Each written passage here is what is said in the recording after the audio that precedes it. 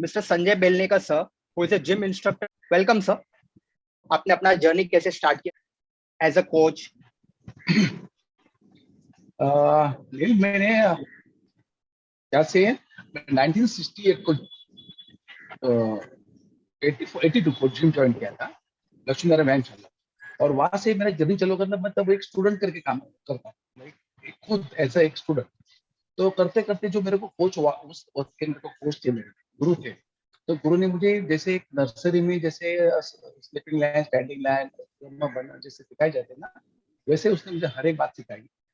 सीखते सीखते सीखते आगे चल के 2 साल के बाद मेरे बॉडी में जैसे प्रोग्रेस होने लगा, तो मेरे गुरु को लगा नहीं, अब ये बच्चा अपना लड़का बराबर कंपटीशन के लायक हो गया। तो फिर मैंने कंपटीशन चालू किया। कंपटीशन जब मैं चालू किया, कंपटीशन चालू करते करते फिर मेरा इतना नाम हो गया मुंबई के अंदर। मुंबई श्री महाराष्ट्र में मिस्टर इंडिया पार्टिसिपेट किया, और बाहर टूर करने के बाद मेरा पब्लिसिटी इतना बढ़ गया था कि एक एज अ कोच करके मेरे अंडर में कम से कम 50 से 60 लोग सकते थे। और आज क्या तारीख में उनमें से कितने लोगों ने मुंबई श्री भी मारा, किसी ने भारत श्री महाराज छत्रपति अवार्ड विनर है मेरे जो प्लेयर, जो मेरे स्टूडेंट थे, वो छत्रपति अवार्ड के श्रीकांत बंगेरा। और दूसरी पावर लिफ्टिंग में सविता सविता गुंजालकर, उसमें छत्रपति अवार्ड वाला। तो ये जर्नी मेरा ऐसा चालू हुआ ना कि मैं खुद बाद में कोचिंग करते करते बॉडी बिल्डिंग कर रहा था, कोचिंग करने लगा। बाद में मुझे एक सबसे बड़ा ब्रेक मिला, कपिल पाटिल करके जो थिएटर कॉम्प एसोसिएशन के सेक्रेटरी है, तो उन्होंने मुझे एक पहला ब्रेक दिया जजिंग के लिए। फिर मैं जजिंग करने लगा बॉडी बिल्डिंग। तो बाद में एक यूनिवर्सिटी कॉलेज का जजिंग किया, बाद में एक इंटरनेशनल टीम, नेशनल टीम भेजना था मुंबई से। तो वो सिलेक्शन कंपटीशन में मैं जज था। तो ऐसे करते करते पहला स्टूडेंट, बाद में खुद कोचिंग, कोचिंग के बाद भी जजिंग करने, और ऐसा शुरू हो गया मेरा जर्नी। तो सर आपको कितना साल हो गया ये जिम की फील्ड में?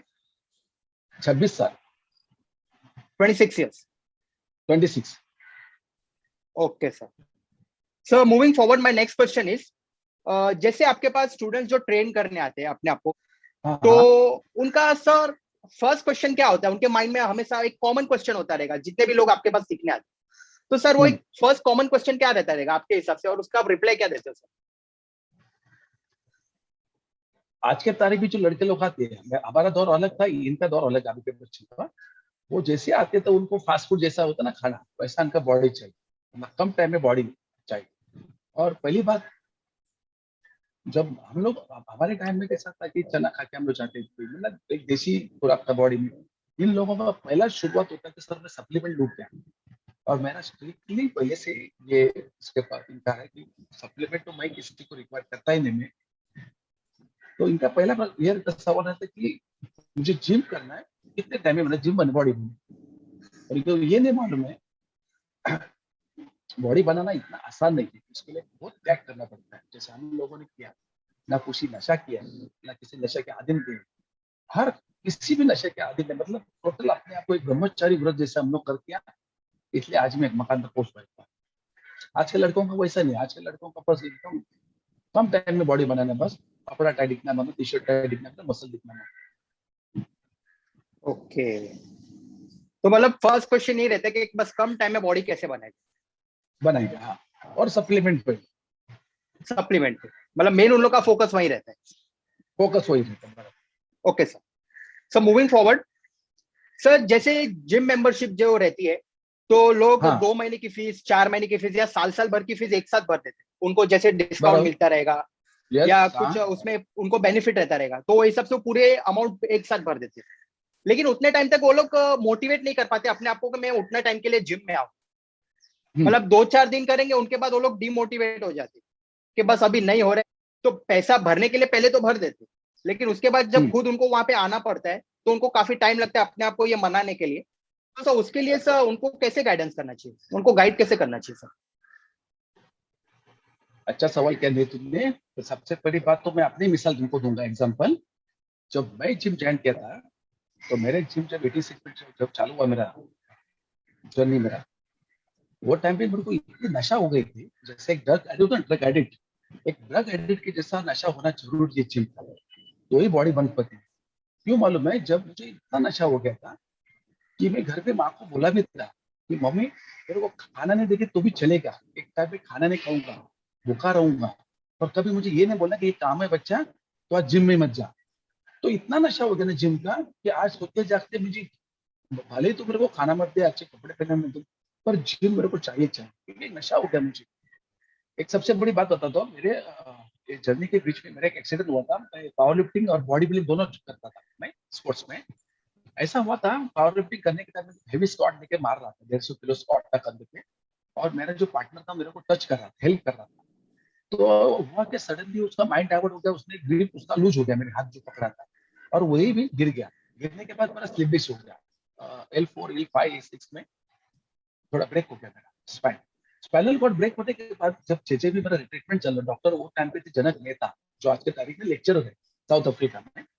वो टाइम पे वो आके ऑनेस्ट है जेजे हॉस्पिटल, तो उनके असिस्टेंट थे ना गायकवाड़ साहब, तो उन्होंने भी दिखाया, मेरा एक्सरे देखा, एमआरआई दिखा, तो उन्होंने कहा कि देखो संजय, तुम्हारा L4 L5 L6 में ब्रेक हो चुके हैं, अभी आज के बाद तुम छोटा सा छोटा कोई चीज भी नहीं उठा सकते, जिम तो बहुत दूर की बात है, आज के बाद तुम एक्सरसाइज जिम भूल जाओ ना, अभी तुम्हारा ये कर नहीं सकते, तो क्या तो तुम करना चाहो तो तुम्हारा पीछे कमर के नीचे तुम्हारा जो बॉडी पार्ट है उसमें पैरालिसिस हो जाएगा। ऐसा डर गया, तो बोला, कितना दिन तक ब्रेक कर लो सर, तो बोला नहीं, जिंदगी भर तुमको ब्रेक लेना है। तो रील में जब घर आए ना, तो मैं भगवान के सामने खड़े रह के बहुत रोया, बहुत रोया। मैं बोला एक ही तो नशा भगवान में किया था, और वो भी मेरे से तुम छीन रहे हो, बाकी तो कुछ नशा तो है ही नहीं, मुझे एक ही नशा है। और मैं भले ऐसे मरने से अच्छे ना घर में पड़े पड़े मैं जिम भी जाके मरूंगा, पर मैं जिम से ना अलग नहीं रह सकता। ऐसा हुआ था। फिर एक दिन क्या हुआ, मैं जनक में था, उनके लेक्चरर है जो आज के तारीख में साउथ अफ्रीका में। तो उन्हें बात किया, सर मुझे कुछ भी करो, कैसे भी करो, मुझे कुछ तो सलाह दो, या तो कुछ ऐसे गाइड करो कि मैं फिर एक बार जिम कर सकता हूँ। बोले संजय देखो, तुमको एटलीस्ट कम से कम 6 मंथ तो तुमको बेड रेस्ट लेना पड़ेगा। अगर बेड रेस्ट कंप्लीट लेते हो तो मैं 1 नंबर 2 नंबर के लिए भी नहीं उठना है, जगह पे ही पॉट लेना है। अगर ऐसे करोगे तो ही ये ठीक होएगा, नहीं तो आगे चल के बहुत लेट हो जाएगा प्रॉब्लम तुम्हारा। तो ठीक है। फिर भी नील मैंने ना हार्डली 15 से 20 दिन ना बेड रेस्ट लिया। और क्या है ना, हमारा सब कॉमन कॉमन बात हो गया ना, तो घर में तो कोई सुविधा है ही नहीं, तो जाना पड़ता था बाहर। तो बाद में मैंने क्या किया, वो बोलते ना बॉडी के अंदर वो नशा का ऐसा कीड़ा घुस गया था ना दिमाग में और पूरे खून के अंदर, ये मैं धीरे धीरे ना घर में दरवाजा बंद करके ना अकेले में ना बैठक मार, नमस्कार मार, पुशअप ऐसे करते करते अपने आप को आजमा रहा था, मेरा बॉडी में पेन तो नहीं होना। और तुम यकीन नहीं मानोगे नील, तो कोई बात सच नहीं लगेगी, अभी मेरे पास वो प्रूफ करने के लिए वो एक्सरे, वो टाइम की एमआरआई है ही नहीं। जिस वक्त मेरे एक्सरे निकाले गए थे ना स्पाइन पे, वो डेट से लेके बराबर 2 महीने के बाद Maharashtra state level power lifting competition, और वो सर्टिफिकेट मेरे आज भी है, मेरे पास मेडल भी है, ट्रॉफी भी है। वो ये एक तारीख है, उसके बराबर 2 महीने बाद मैंने सेकेंड प्लेस मारा है, सिल्वर मेडल मिला है पावर लिफ्टिंग में। तो सोचो, पावर लिफ्टिंग में बेंच 110 किलो मारा, 175 kg स्क्वाट मारा था मैंने, और 200 किलो तक मैंने डेडलिफ्ट खींचा था। ये कब कैसे हुआ मुझे, ये कोई भगवान का नहीं है ना, ये विल पावर थी मेरी, मरना है तो मरूंगा चलेगा, पर ऐसे नहीं मरूंगा, जिम करके मरूंगा। तो ये ऐसे नशा कोई करेगा ना, तो सब कुछ हासिल कर सकता है।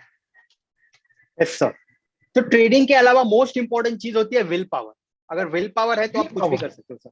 हाँ विल पावर तो सब कुछ हो सकता ओके है। सर। तो एक्चुअली मेरी एक बात बोलूं, अगर विल पावर होगा इंसान के पास, तो अपने मौत को भी शेयर देख सकता है, यस इतनी सर। ताकत है ट्रू मेरे सर। पास। आत्मविश्वास होना बहुत जरूरी है। So moving forward, my next question is, body building competition के अलावा जो, जैसे कोई आपके पास आता है सीखने के लिए, उसको अगर बॉडी बिल्डिंग कंपटीशन नहीं करना है, तो जब वो अपने आप को पुश करता है कि मैं और मसल अपने फ्लेक्स करूं और उसे बल्ज करूं, तो सर वो क्या एक नीड होती है या फिर वो एक एंजॉयमेंट के लिए करते हैं? नहीं नहीं नहीं अनिल, तुमने जो अच्छा सवाल किया। मेरे पास जो लड़के आते हैं ना, तो मैंने क्या होता है ना, जब मैं मेजरमेंट लेता हूँ बॉडी का, तो जैसे ही मेजरमेंट लेने के टाइम ना, अगर मुझे ऐसा लगा कि ये बच्चा अपने लायक है बॉडी बिल्डिंग की, तो मैं कैटेगरी करता हूँ, तो भाई है ना ये बॉडी बिल्डिंग लायक है। अगर ऐसा लगा कि नहीं ये बॉडी बिल्डिंग के लायक नहीं, ये फैशन शो करने के लायक है, मतलब मॉडलिंग के लायक है, तो ऐसे में कैटेगरी कर रखता हूँ। तो कभी कभी क्या होता है ना, जो मॉडलिंग जिस तो नहीं करना, बॉडी बिल्डिंग करना है, तो बोलता है सर मुझे बॉडी बिल्डिंग करना है, तो उसको कन्विंस करना पड़ता है मुझे। और काउंसलिंग करना पड़ता है कि बच्चा देख, तेरा बॉडी का स्ट्रक्चर ना बॉडी बिल्डिंग लायक नहीं है, पर तेरा बॉडी ऐसे लायक है, जो शेप तेरा इतना भगवान ने तुमको बॉडी बिल्ड दिया, तो बॉडी बिल्ड कर सकते हो। जो टोटल एक अलग से होता है ना, बॉडी बिल्डिंग में जैसे हर एक मसल का एक्सरसाइज करना पड़ता है, तो ऐसे भी लोग आते हैं, लड़के लोग आते हैं कि बस एक शौक के लिए, बस मेरे को किसी को इम्प्रेस करना है या दिखाना है, अच्छे कपड़े पहन के शो गिरी करना है, ऐसे करने के लिए बहुत आते हैं। पर प्रॉपर बॉडी बिल्डिंग करने वाले गिने चुने लोग मिलेंगे, मतलब 100 में से 10% होंगे, और 80% तो तुमको ऐसे ही मिलेंगे जो फैशन के लिए करते हैं बस। बस अभी एक्चुअली क्या होना, क्रेज हो गया जब से ये लाइन में ना सेलिब्रिटी पिक्चर के हीरो लोग आने लगे ना, तब से इनको क्रेज हो गया, तो इसके लिए भी लोग आते हैं, बच्चे लोग आते हैं। ओके, वो एक सोच रखते हैं कि अगर मुझे ऐसी बॉडी बनानी है तो मुझे हाँ ये करना पड़ेगा, तो चाहे ऐसे नहीं बराबर। तो ऐसे वो फिटनेस की लाइन में चले आ ही जाते हैं, कुछ भी करने के आज लिए आते ही है। Okay sir. सर मेरा नेक्स्ट क्वेश्चन है, कोई भी जब जिमिंग करता है या बहुत साल तक करता है, बहुत महीने तक करता है, बहुत साल तक करता है, तो वो हाँ। अच्छी खासी एक बॉडी बना लेते हैं, और हम्म। उसके बाद किसी कारण वजह से उसे छोड़ना पड़ता है, चाहे वो पैसे की प्रॉब्लम हो या फैमिली प्रॉब्लम, कोई भी प्रॉब्लम, उसे छोड़ना पड़ता है। तो सर ये काफी लोगों के मन में क्वेश्चन है कि क्या ये हम्म। सच है या झूठ है कि अगर बॉडी बिल्डिंग छोड़ दो तो बॉडी एकदम खराब हो जाती है, वो आपको कोई कंटिन्यू प्रोसेस रखना ही पड़ेगा लाइफ। नहीं नहीं नहीं नहीं नहीं, ये लोगों की सोच गलत है, ऐसा नहीं है। मैंने तुमको कहा ना कि मेरे लाइफ में भी हो चुका है, मेरी जितनी भी टीम, मैंने जो बच्चे में लड़के तैयार किए स्टूडेंट बॉडी बिल्डिंग के लिए, उनके लाइफ में काफी उनका जिंदगी के सफर में ऐसे कई एक्सीडेंट हो चुके हैं कि किसी कारण उनको ब्रेक देना पड़ा। पर एक बात बताओ, जो इतने 2 3 5 6 साल मेहनत करने के बाद जो बॉडी बनती है ना, तो उन्हें तकलीफ नहीं है, नहीं। अगर वो 1 साल के बाद ब्रेक के बाद भी आते ना, तो शुरू तो उनको थोड़ा तकलीफ होती है, मतलब पेनिंग होना है ना, पर एक बार यूज टू होते थे, बॉडी एक यूज होती है ना, तो वही पिकअप वो स्पीड पकड़ लेती है। जैसे एक बात बताओ, एक फॉर एग्जाम्पल, वही समझो एक बड़ी, कोई भी एक अच्छी कार ले लो, गाड़ी, तुम उसको 2 4 महीने तक मत चलाओ, तो गाड़ी ठंडी पड़ती है इंजन, और शुरू में वो पिकअप लेने के टाइम थोड़ा 1 2 घंटा लेगी, पर एक बार वो रास्ते पे चलने लगे, एक बार वो गर्म हो गया इंजन, तो फिर जो पिकअप लेते ना, पीछे मुड़ के नहीं देखते ना, वैसा बॉडी बिल्डर का है। एक बार बॉडी बना ही है, हाँ अगर नया है, शुरुआती किया है और ब्रेक हो गया है, तो कुछ नहीं कर सकता। और जिसका बॉडी बनाया है 4 5 साल से कड़ी मेहनत से अगर बॉडी बना चुका है, तो वह आदमी को तकलीफ नहीं ज्यादा बच्चे को कि बॉडी फिर पिकअप लाने के लिए। मैं अपना एग्जांपल ओके। देता हूँ कि मेरा भी जब ब्रेक हुआ था, तो थोड़ा एक एक महीना जाता है उसके अंदर यूज्ड टू आने के लिए, बॉडी को रेंज में आने के लिए। एक बार बॉडी रेंज में आ गई ना, फिर बॉडी को आदत पड़ जाती है, क्योंकि इतने साल से आदत पड़ती है ना बॉडी को, तो अंदर इंटर ऑर्गन जो मसल्स है ना, ऑटोमेटिक साथ देना चालू हो जाता है। और जो शुरुआत किया ओके। है और ब्रेक लिया है तो नहीं, और जो 4 5 साल से लगातार करता है ना, उसके बाद उसको भले 2 साल का भी ब्रेक होता है ना, वो 6 महीने फिर पिकअप पकड़ लेगा बॉडी उसका, ऐसा।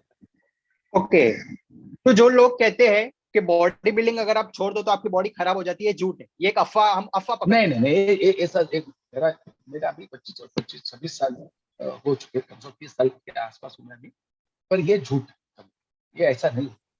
कितने बॉडी बिल्डर के मैं नाम बताऊं जिन्होंने फिर पिकअप लिया, टाइटल मार के दिखाया हम लोग। ओके। और एक तो ओके। सबसे बड़ी बात तो मैं बता रहा हूँ कि जो 6 बार मिस्टर एशिया मार चुका है, प्रकाश कोयंडे, एक नाम था प्रकाश कोयंडे का। प्रकाश कोयंडे के बीच में एक एक्सीडेंट हुआ था जब वो बॉम्बे पोर्ट्स में काम करते थे, तो उनका भी 1 1.5 साल ऐसे ही निकल गया, और उसके बाद जाके फिर उन्होंने मुंबई महापौर जो अभी चंद्रकांत हांडोरे वो टाइम पे मुंबई के महापौर थे, तो वो टाइटल उन्होंने मारी थी वापस। ये कैसा ओके। हुआ, क्योंकि बॉडी बनाई थी ना। जैसे ही मतलब एक एक फुगा होता है ना बलून, काफी टाइम से बलून फुगा, हवा भर के रखो, एयर भर के रखो, फिर वो जैसे हवा निकल जाती है, और फिर उसमें हवा भर दो, तो फिर वो पिकअप लेते हैं ना, वैसे बॉडी। और ये झूठ है कि ओके। एक बार बॉडी छोड़ दिया तो खराब होती, ऐसा कुछ नहीं। हाँ, अगर कोई ऐसी बीमारी पकड़ ली बॉडी को, तो ही बॉडी का कुछ हो सकता है, नहीं तो नहीं। नहीं तो नहीं। Okay. Okay sir, my next question is, जो भी सब्सटेंसेस लेते हैं, यानी कि स्टेरॉइड लेते हैं या कोई भी एक ऐसा सब्सटेंस लेते हैं जो बॉडी बनाने के लिए मतलब जल्दी से बॉडी बन जावे, तो सर उसके क्या साइड इफेक्ट्स होते हैं या कितना वो एडवर्सली अफेक्ट करता है बॉडी को, या आपने ऐसा कुछ देखा है, आप अपना एक्सपीरियंस कुछ शेयर करना चाहेंगे? नील, बहुत मेरे पास एक्सपीरियंस है उसके, और काफी उदाहरण है देने के लिए तुम्हारे पास। पहली बात तो ये है ना, स्टेरॉइड का मतलब मैं बताता हूँ कि स्टेरॉइड का मतलब होता है कि कुदरत के खिलाफ जाके बॉडी को बनाना। जैसे बोलते हैं ना, मैंने माँ बाप के ऊपर डिपेंड होता है कि माँ बाप की हाइट होती है, वो हिसाब से बच्चों की हाइट होती है। जैसे बॉडी स्ट्रक्चर भी ना माँ बाप के ऊपर ही होती है, क्या बोलते हैं, अनुवंशिकता। तो अनुवंशिकता के हिसाब से बॉडी स्ट्रक्चर सब कुछ होता है। अभी क्या हुआ ना, अभी जब मुझे मालूम है कि मेरे ब्लड के अंदर इतने सेल्स नहीं है, जो मेरा अनुवंशिकता है, मेरा जेनेटिक प्रॉब्लम है मेरे घर में, उसके बाद जाके लड़के लोग क्या करते कि नहीं, इसका बॉडी इतना बना तो मेरा क्यों ना बॉडी बनता, करके वो लोग स्टेरॉइड लेते हैं।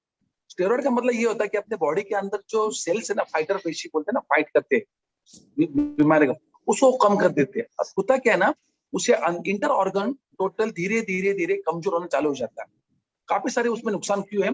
एक तो सबसे पहले इफेक्ट होता है किडनी डैमेज कर देते हैं। दूसरी बात, सर के बाल झड़ना। बाद में आगे चलकर अगर स्टेरॉइड वैसे ही चालू रहा, अगर उसने वॉश आउट नहीं किया, स्टेरॉइड लेने के टाइम ऐसा होता है कि एक लिमिट होता है, लिमिट के बाद उसको वॉश आउट करना पड़ता है बॉडी से, उसको टोटल निकालना पड़ता है। अगर वो नहीं किया और कंटिन्यू चालू रहा साइकिल उसकी, तो एक्सपेक्ट का कि उसके बॉडी के अंदर फिर इंटर ऑर्गन तो होता ही है, फिर वो लंग्स को अटैक करेगा, लिवर को अटैक करेगा, आगे चल के बोन कैंसर होता है। और काफी सारे मैं देख चुका हूँ स्टेरॉइड लेने के बाद क्या क्या कितने लोगों को रिएक्शन हो चुका है। तो मैं तो कभी नहीं रिकमेंड करूंगा कि स्टेरॉइड लो करके, मैं आज तक कभी किसी को नहीं बोला। जो भी है नेचुरल बनाओ, क्योंकि जैसे हम लोगों ने बनाया नेचुरल, घर का खुराक खा के, जो भी घर में बनता था वो खा के, हाँ एडिशनल थोड़ा है सप्लीमेंट में, वो मैं मानता हूँ, पर स्टेरॉइड तो मैं कभी नहीं बोलूंगा। सख्त नफरत है उसके स्टेरॉइड से, क्योंकि लाइफ क्यों खराब करने का। बॉडी चौकीले बनाओ, मस्त बनाओ एकदम, इसको एंजॉयमेंट करो, बॉडी को अच्छे कपड़े पहने मिल रहा है ये सब, और उसका मतलब जिंदगी का छुआ मत किलो स्टेरॉइड लेके, मैं इतना ही कहूंगा बस। मतलब स्टेरॉइड लेने का मतलब है आप अपनी बॉडी को नुकसान नहीं कर रहे हो, इसका इसका कोई फायदा है? उसमें 110 में 150% नुकसान ही है, फायदा तो कुछ भी नहीं है। हाँ, फायदा जो क्या होगा कि टेम्पररी तुमको एक बॉडी मस्त दिखने को मिलेगी, मसल एक्सपांड हो गया है, या एडिट मतलब बाकी लोगों से ज्यादा तुम्हारा बॉडी दिखेगा, और वो ज्यादा टाइम के लिए नहीं रहेगा। ओके। वो पानी का बुलबुला है, वो बबुला निकल जाएगा कभी।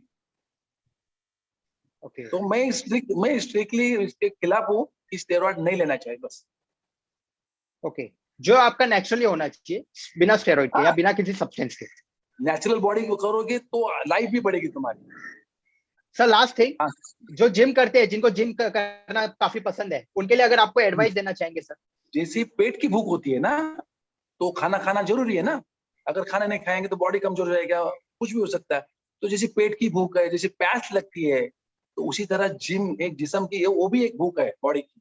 अगर बॉडी को सेहत अच्छी रखनी है आपको, बिना डॉक्टर के, बिना किसी मेडिसिन के अगर जिंदगी जीना है ना, तो एक्सरसाइज बहुत जरूरी है। और आज के दौर में, जो आज का दौर चल रहा है, कोरोना का चल रहा है, आज डॉक्टर खुद बोल रहे हैं कि बॉडी के अंदर इम्यूनिटी पावर बढ़ाओ, वो कहाँ से बढ़ेगा? अगर तुम लोग जिम करो तो ही बढ़ेगा। और मैं तो कहता हूँ कि मरते दम तक करते रहो एक्सरसाइज, उसके काफी फायदे हैं। बिना मतलब जितनी तुम्हारी जिंदगी है, जितना तुम लाइफ जियोगे, उतना बिना मेडिसिन के और बिना डॉक्टर के तुम्हारा हो जाएगा लाइफ। तो एक्सरसाइज मोस्ट इम्पोर्टेंट। जितना पेट की भूख है, खाना जितना जरूरी है, रात की नींद जितनी जरूरी है, कपड़ा पहनना जरूरी है, उतना ही जिम एक्सरसाइज बहुत जरूरी है बॉडी के लिए। ओके सर, काफी अच्छा लगा सर। मुझे लगता है कि इसके आपने जो इन्फॉर्मेशन हमें प्रोवाइड किया है, तो जो ये वीडियो देखेंगे तो उनको काफी बेनिफिट हो सके, कुछ गाइडेंस मिल सके। जरूर Neel, thank you so much sir. Okay, thank you so much.